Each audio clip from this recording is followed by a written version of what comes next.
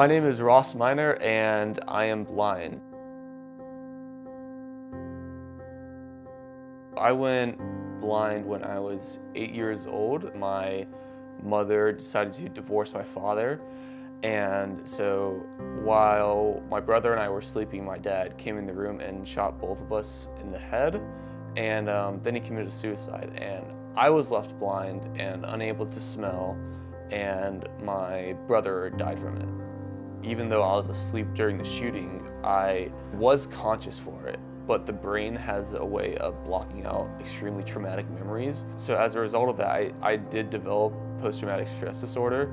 And so for a long time after I went blind, I was really afraid or just kind of skittish or nervous around being with adults. And yeah, I did have to learn how to walk. That was, that was really challenging. Like, it's crazy to think that after I went blind, like, I literally had to drag myself down the hallway. Like, I remember there being like a railing in the hallway, and like I had to use that for support, and it was the biggest task in the world to make it to the end of the hallway. And it's crazy to just think how far I've come since that. I wasn't accustomed to making new friends after going blind. There are a lot of ways that you can make friends as a sighted person, like, oh, let's go play basketball, oh, let's go play soccer, oh, let's go do this or that. Like, I couldn't do a lot of that stuff. Like, a lot of it was just too overwhelming for me at the time.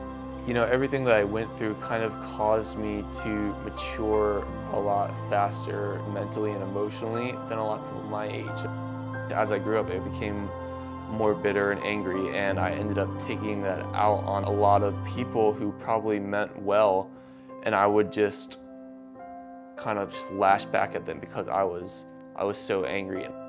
It was almost like a recurring theme in my life, is that whenever I had someone good come in my life, like, they would be taken away. Like, so wherever, like my dad or my brother, or like all the schools that I moved to, I'd make one really good friend and then have to move schools. But then in my senior year, you know, I flew up to a camp that I went to frequently called Extreme Mobility, where they do a bunch of extreme sports for blind people. They encouraged me to like kind of share my story there. And I sort of think of my life in 3 different sections, you know, before I went blind, after I went blind, and then after I gave that speech there, because that speech kind of like, I just let all the emotions and troubles that I was having kind of like permeate into my speech, and I was finally able to convey how I actually felt and everything that was going on with me, or everything that was going on in my life.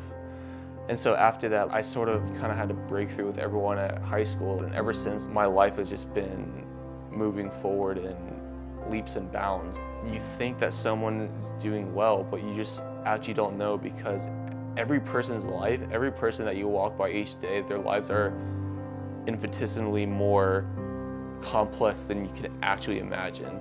My mom is a great person. You know, when I was a kid, like, she was my best advocate. Like, I wouldn't be here if it weren't for my mom. And so she struggled a lot when we were younger. She would try to be strong for me, but like sometimes, you know, I would be up at night. She would just be wailing and crying, and like, do you even blame her? She lost her first son, and then her other son went blind, and then she was widowed. From all the PTSD she had, it's no wonder that she was feeling like that. She's always had my back. She 100% supported me just packing up, leaving college, and flying up to Colorado to go to the Olympic Training Center. She was pretty much the reason why I joined swimming.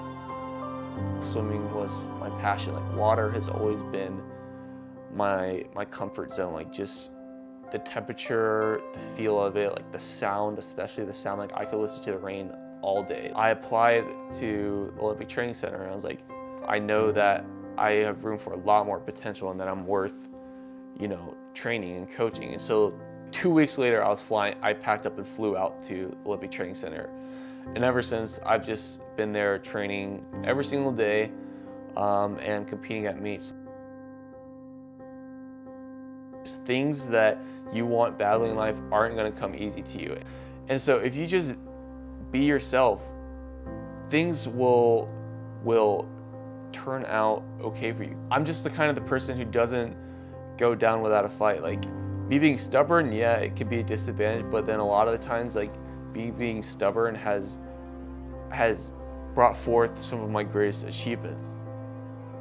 I have become a Paralympic swimmer and I represent the United States of America, and I would say my motto is that it takes pain to grow, that nothing you have in life isn't worth sacrificing for, that it's going to take blood, sweat, and tears to actually accomplish your goals or dream or whatever that may be.